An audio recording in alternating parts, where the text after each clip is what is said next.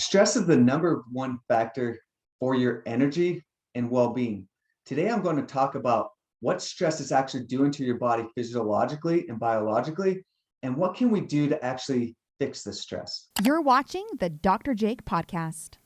I'm Dr. Jake. I'm a naturopathic medical doctor and integrative physician in Salt Lake City, Utah. On this channel, I share with you how you can heal your body and get your energy back without any drugs or surgery. Be sure to subscribe for more videos like this one. I recently filmed a podcast with my co-host, Teresa Marie, in which we talked about stress and how is it wreaking havoc on our energy and our health in general. Make sure you stick around till the end because we're going to be talking about specific ways that you can do to decrease stress. So what happens when you get stress is you release what we call adrenaline. A lot of us have heard about this. So this is also epinephrine and cortisol being produced. And this is produced from our adrenal glands. So we have this stress response and we release cortisol and epinephrine. And then this has reactions on our body to increase heart rate, increase focus and concentration, increase our blood pressure, and increase blood sugar release. So that is good in a certain situation when we need to like run away from the bear, not necessarily the greatest thing to be doing all the time.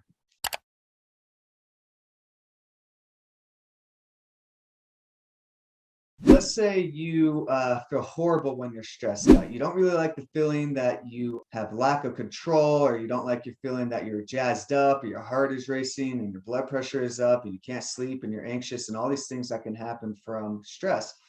That's going to be a problem. But let's say you love that feeling. You love that stress response, that energy surge, and the focus and concentration that comes from that stress response. Both are going to be a problem. So if you are thriving on that stress, you're loving that stress, and you keep on going and going and going on that stress, that is going to cause just as much problems if someone likes it or doesn't like it. So stress is stress. Physiological responses that happen in the body are going to be the same, and they're going to later on lead to chronic illness, chronic fatigue, chronic headaches, chronic inflammatory problems, chronic digestive issues. All kinds of things can happen from this chronic stress response. First of all, what happens is we talked about how cortisol and epinephrine is released from our adrenal glands. So what can happen if you keep on having this stress response happening day after day after day is your adrenal glands are going to become tired. They're going to be like, I can't keep up with this all the time. They're going to start overproducing way too much cortisol at first, and then they're going to start making very little cortisol. It's a functional decreased cortisol. It's not like you have what's called Addison's disease, which is autoimmune disease that attacks the adrenal glands, and you have very little to no cortisol.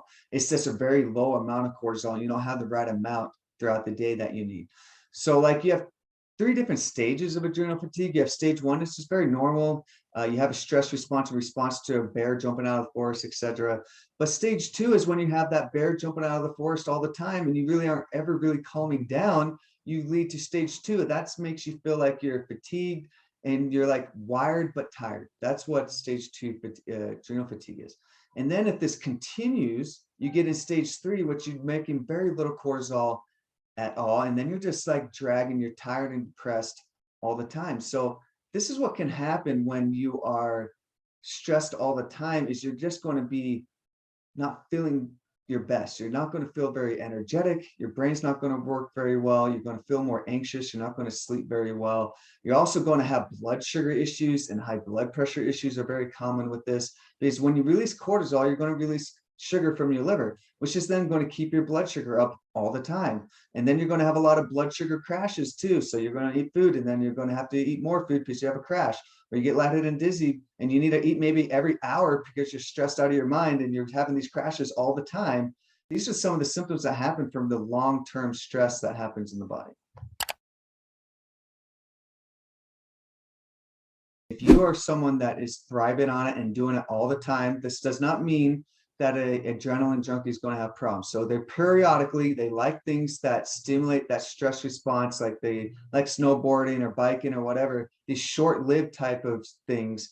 That's not going to be a problem. But if it's like you're working and you like that stress response, or you're taking things to stimulate that stress response and it's going and going and going and never stopping, yeah, you're going to get to a point that you're going to feel horrible. And it doesn't matter what you do, you're going to feel the fatigue, the brain fog, the inflammatory cytokine release, so chronic pain throughout the body, autoimmune stuff, or poor digestion of your food, or you're going to have a lot of digestive issues, diarrhea, constipation. All these things are going to happen over time. It's not going to be immediate. You could do this for years, maybe even 10 years, but after a while, it's going to catch up to you.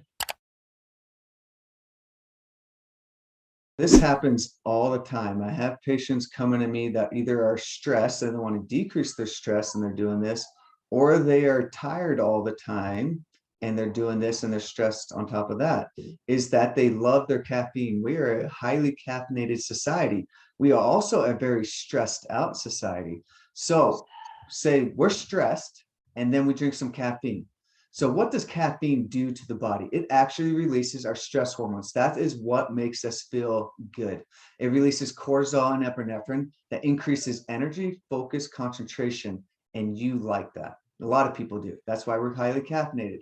Or you're tired because of all the stress you're under, and then you're caffeinated on top of that. So let's say you're drinking caffeine on top and being stressed, it's going to be way overburdened and your symptoms are going to be a lot worse, and you're actually going to get sick a lot faster if you're pounding the caffeine. So you need to decrease the caffeine if you're stressed. It's not increasing it.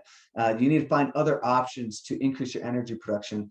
And one big reason why I created a product called TerraBrew is because this, to try to get my patients off this caffeine. I saw it as an epidemic. I saw my patients getting sicker and sicker, but I needed to create a good option for them to get good energy production without the caffeinated source.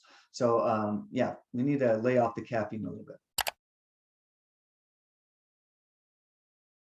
This is going to be different for every individual, and I talk to my patients about this. Is one thing isn't going to be great for another person.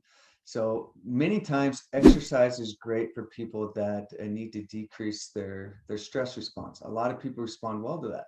Others aren't going to be respond well to that, and it's actually going to make their stress worse. But exercise can be a great one. Meditation is a great option for people too. Is do some guided meditation that can really decrease their stress daily also. One big one that you can do when you're in the moment of a stress, or you feel like that stress is coming on board, is you can do some deep breathing. So this is like 4 seconds breathing in through your nose, hold it for 4 seconds, 4 seconds out, hold it for 4 seconds, and go through that about 12 times. And that will bring you to a state of relaxation. It works with our parasympathetic nervous system, which is the opposite of the stress response. Our sympathetic nervous system is our stress response, and this activates the parasympathetic, so it takes you out of that stress mode. I would do things that you enjoy that aren't going to cause a lot of stress, like reading a book, taking a bath, reading a show, watching a show, or whatever. A lot of things. You need to do something that you know causes stress relief, and you need to do it daily. And you need to maybe you go home and you're with the kids. You need to make sure that you have me time every day. You need to be able to find a time that's just for you, that is helping decrease your stress. So those are just a few options. There's obviously a lot more out there, but this is what I suggest to a lot of my patients. If you want to learn more about what we can do to heal from stress or other chronic conditions, click my videos to the right. I'm Dr. Jake, and I'll see you there.